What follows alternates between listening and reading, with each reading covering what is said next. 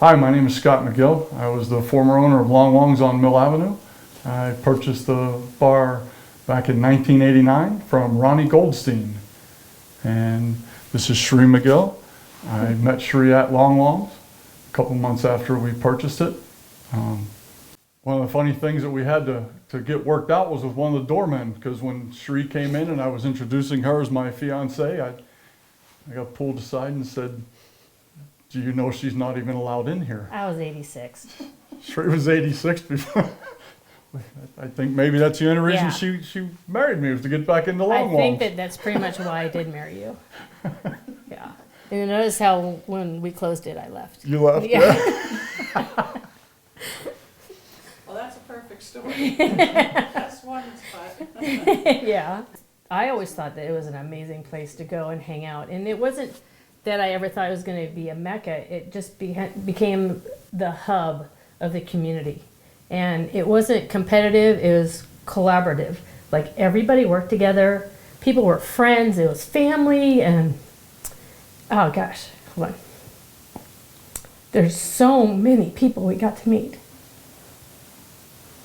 Very, very seldom, and Cheri and I owned a couple of businesses together, and the one thing that I can look back and say and expound upon what Cheri's saying, sometimes you get them and everybody doesn't work together.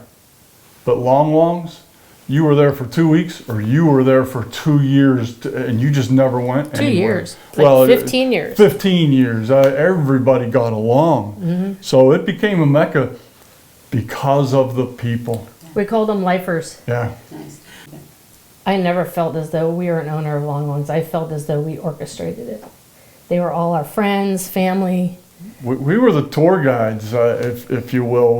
We were the same age, And most of same the musicians interests. were the same age as we were. We loved the music, you know. We got to see them get married. Some We were people involved pass on. in their lives, and that's very few businesses have that between owners and clientele. They go their separate ways. Our paths stayed on the same routes a lot of times. Well, we were hands-on. We were there from open to close. And sometimes I slept on the floor of the office. And we actually had an open to close day where everyone showed up at the beginning when we opened the door that day. Oh, the open to close club. Open to close Yeah. club, and they stayed the patio, ate, drank, talked, music. I think a couple of them had a couple hangovers Yeah. during the whole entire day. At Long Wongs? No. So originally when we got the bar, it was generally, they had live music 7 nights a week, but I decided to take the tone of original local music only. And it made it to where it was really difficult to get into the club. Even though we had music 7 nights a week, I was really picky about who played and who played with each other. I was inundated with demo tapes and phone calls. I mean, to the point where I'd get Sarah Cena involved because it became almost a full-time job.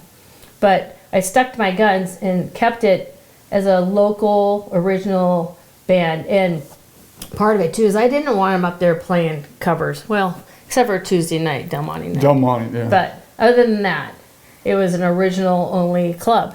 And I think it served us incredibly well. And it became really hard to get booked there because of it. Cheri had just tons and tons of demo tapes, and she was inundated with just, I wouldn't even listen to 'em. oh my gosh. There is no question in my mind that Cheri, now I'm gonna start, that Cheri made the place, just through her dedication to turning it into that, you know, live music scene. And Cheri was just the hostess, day in and day out, made everybody feel welcome. Oh, that's nice. She made it. She took Long Wongs from that, you know, like you had said, many other places, to it was unique. You felt welcome. Everybody wanted to be there, and I give all the credit in the world to Cheri. Wow. I just happened to be lucky enough to be the one to purchase it, but Cheri came along and changed my life forever. She did just there was nobody that could touch her.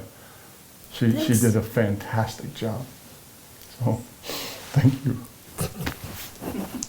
That was nice. Cheri, do you have a statement?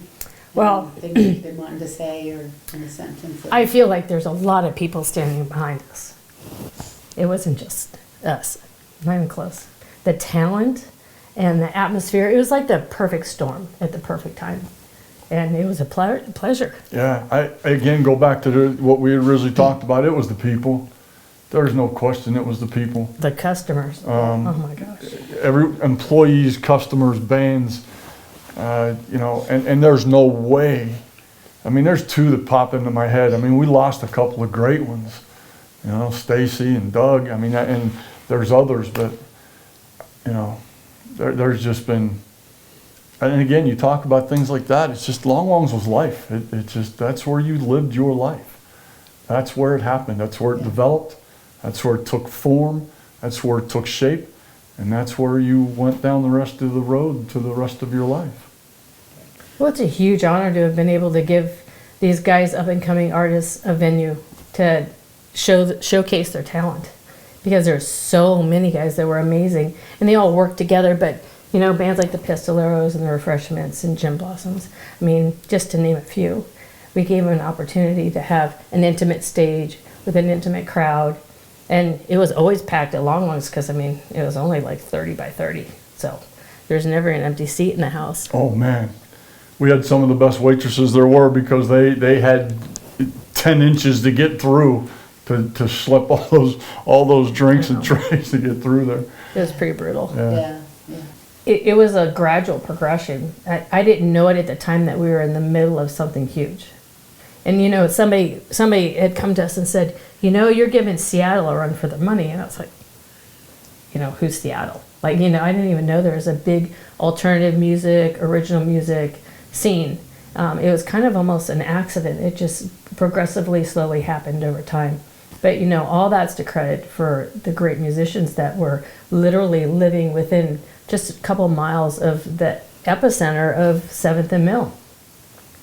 Perfect. And again, you talk about what Mark Zubia said about Long Wongs, giving him the opportunity. That's what created Long Wongs, that perfect storm of not only did we give the venue, the guys gave their heart and soul. They didn't come in there and play half-assed. But we needed each other. That's the perfect storm. We were there for each other.